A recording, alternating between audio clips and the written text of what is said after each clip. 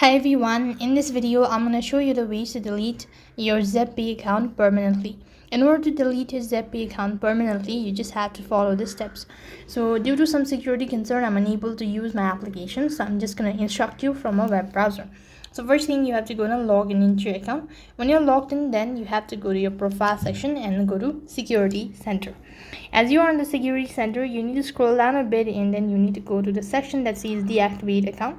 So press that, and if you're sure about deactivating it, before that read the terms and condition or statement above and press on deactivate. As you've done that, moving on to the next page where you have to go to select the reason for deactivating your account. So select that and press the deactivate account button.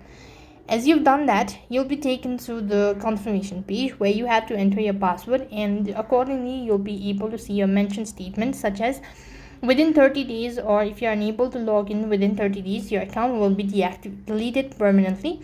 So if you wish to delete your account, you do not need to log in within 30 days, then your account will be deleted permanently. So that's how you can delete your Zebpay account permanently. That's it for this video. I hope the video was helpful. Make sure to like, share and subscribe to our channel. Thank you for watching. See you in the next video.